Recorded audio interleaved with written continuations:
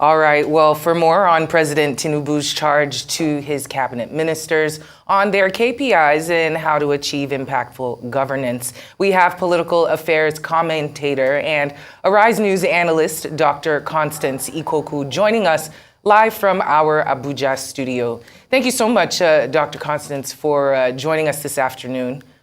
It's very clear. Pleasure to be here. Yes. Well, it's clear that President Tinubu means business. He has made those marching orders to his ministers, but the question remains, will they actually stick to it? Can he force their feet to the fire in order to make sure that they stay on track of these KPIs that he's going to be creating for them?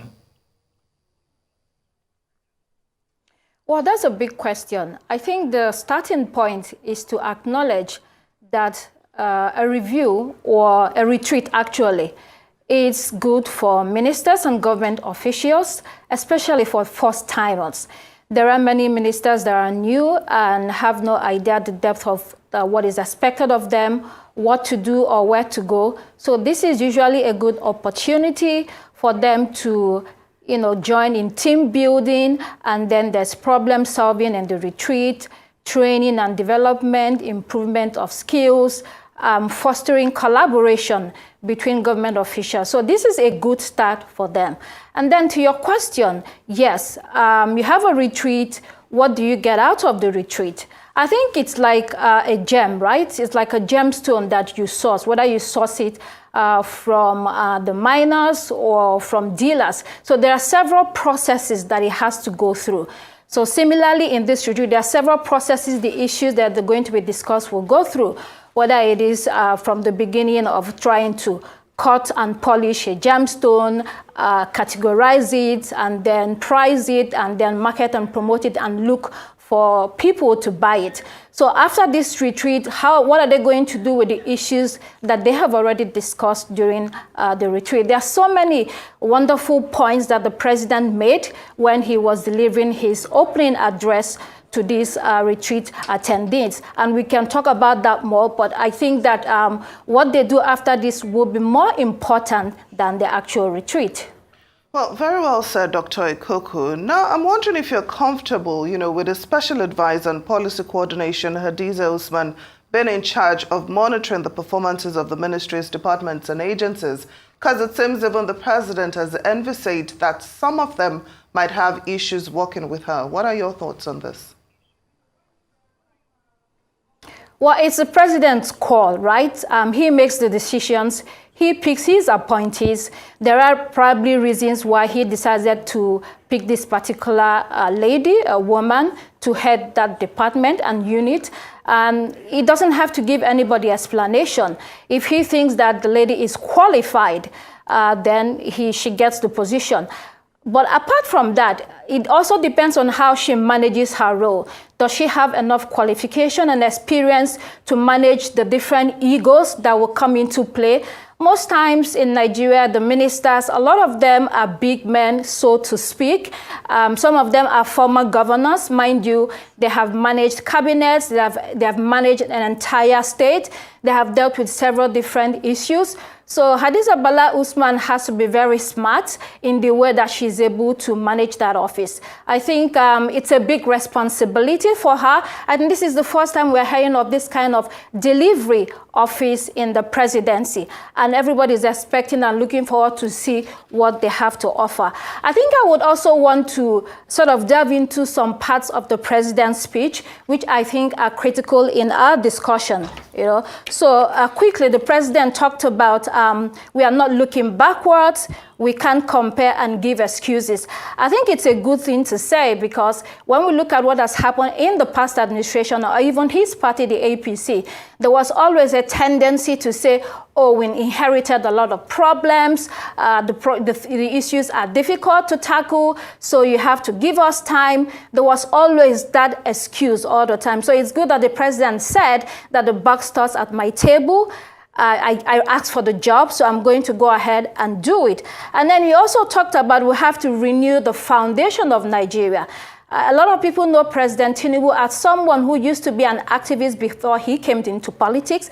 And even when he was in politics as the governor of Lagos State, he was one of those that pursued the idea of a sovereign national conference to discuss the foundation of Nigeria and how to reconstruct and how to renew it. So I hope the president knows what he's talking about. Is this just a speech, or is he ready to go into the issues of the foundation? So for instance, we're talking about resource control, we're talking about equitable distribution of resources, state police, rotational presidency.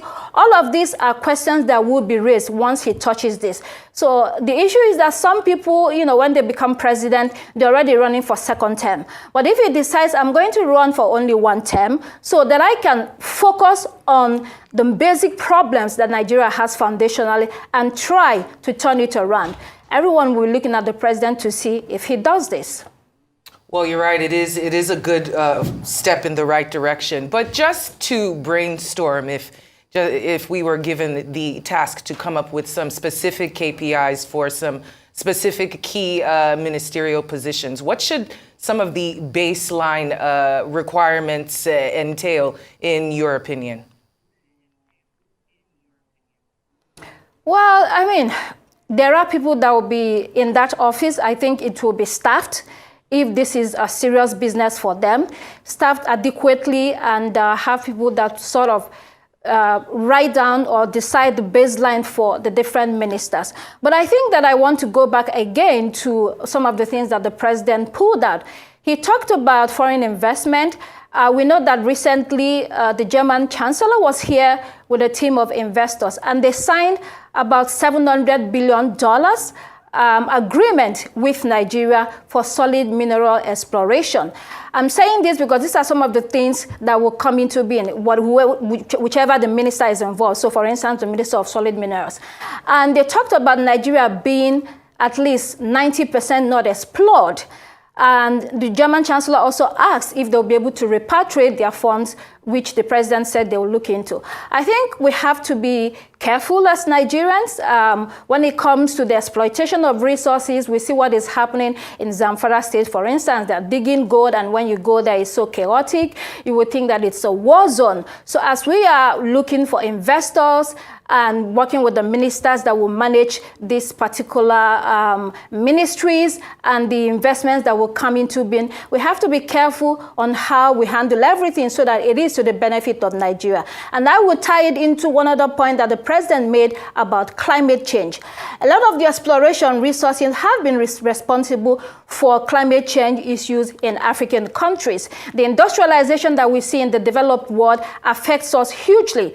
So when we are doing this exploration, are we mindful of conserving our earth? Are we mindful of conserving our environment? He talked about arable lands. So at least 68% or 65% of the arable land in Africa today and in the world is in Africa, uncultivated. So there is a scramble, a fight to get into those arable lands. There is also a lot of water resources that we have, so we have to, as a government, be really focused on making sure that this, whatever it is, benefits our people and that our environment is not destroyed in the name of making money or in the name of industrialization. Now, Dr. Ikokwu, it's quite clear that there is a lack of trust between Nigerians and its leaders, and also a lack of trust in public institutions. So I'm wondering if there's a way this gap can be narrowed and Nigerians can be actively involved in the monitoring and evaluation of the performance of these ministers. Is that possible? Well, it is possible. I think the easiest way to narrow the gap of trust between the populace and the government is to deliver results. Actually say something and walk the talk. Do what you have said that you will do. We have a record of different governments that come into office and they have good speeches, wonderful talks, wonderful retreats and gatherings and meetings. And at the end of the day, a lot of the budget is not even administered, in the different ministries.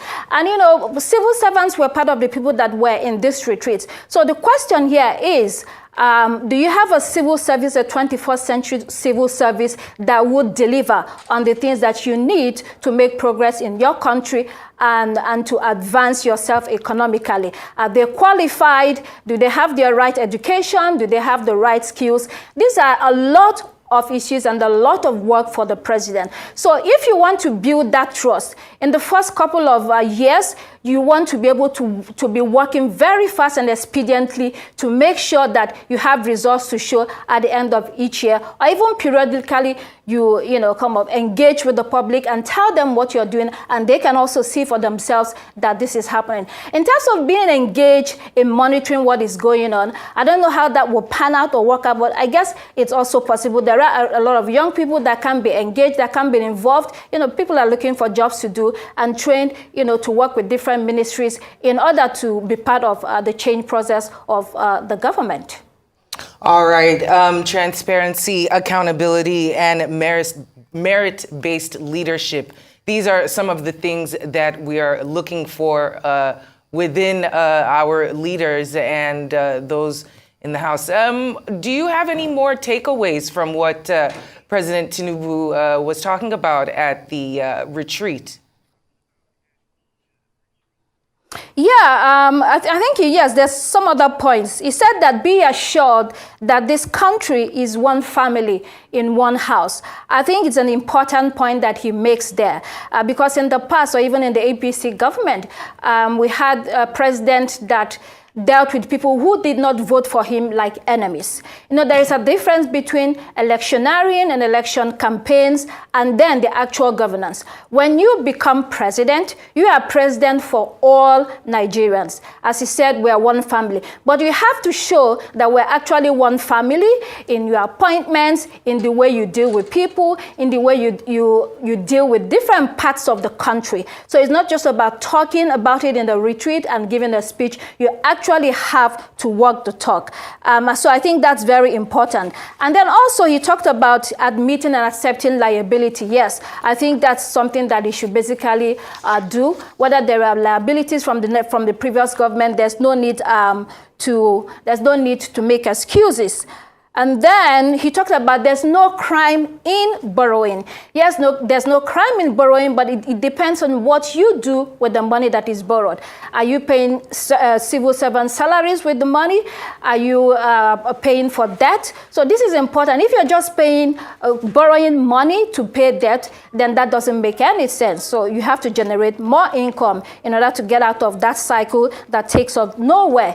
He talks about we have great minds, great intellectuals, great intellects. That is very correct. Nigerians everywhere around the world and even Nigeria have a lot of talents and can help Nigeria. The other question is, do they have the opportunities to do that? If there's opportunity to do that, I think Nigerians will be more than happy to contribute to governance, to be engaged, to participate, and to make sure that the country is moved forward, because I think a lot of people are not satisfied or happy with the current state of the country. There's so many other things that he talked about, but yeah, it was a good opening address at the retreat. But we're going to be looking at the government to see whether they actually deliver results for the people.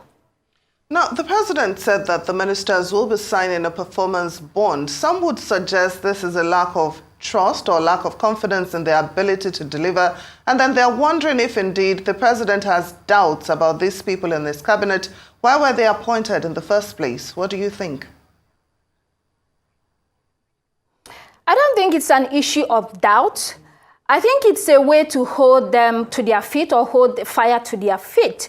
In the past, it's always been the case that you have ministers who come into office and rather than serve, they are serving themselves personally. So if you're a president that wants to leave a legacy, if you're a president that wants to work hard for the people, then you have to sort of set up some type of framework to make sure that your ministers are doing the right thing. I think this is one of the ways to do this. This hasn't happened in the past. It's novel, it's new. It then depends on who is in that office and how he's able to manage to actually hold them accountable. But yes, I think that every minister of the Federal Republic of Nigeria, not only ministers, civil servants, everybody that works for the government and is being paid by taxpayers, I think they should definitely have deliverables, and I think periodically they should be evaluated. During this retreat, it is a time to reflect on what has worked in the past, on policies that have worked and policies that haven't worked, and what to do going forward. So I think all of this is very good that we are seeing. The next thing is then what happens after that when they leave the retreat. All right. Well, Dr. Ikokwu, you've mentioned that this is the first time that these KPIs have been presented, or just any type of feedback loop in order to measure the performance of our ministers. Are you aware if this is also one of the first times that the president has gathered all the ministers in a large group like this to actually discuss with them, or is this the first time as well? And also, our former ministers, was there any other way of measuring their performance other than the speech on the roads from normal individuals who were commenting and just the lack of work being done? How was that measured before? Has it ever been measured? Well, for this government, I think this is their first retreat. We can check that, but I think this is their first retreat.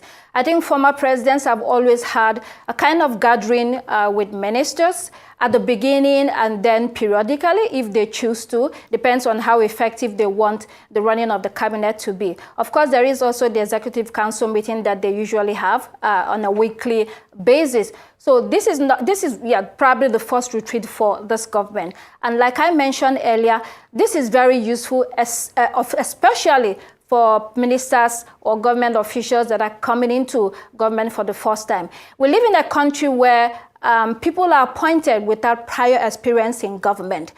Maybe you worked for the party and you're being rewarded for all the work you did during the campaign, or maybe you have a relation that is connected to the presidency and you get a job. So this is an opportunity for them to learn. It is an opportunity to train and to improve whatever skills that you have. So I think this is very essential and critical for the smooth running of the government.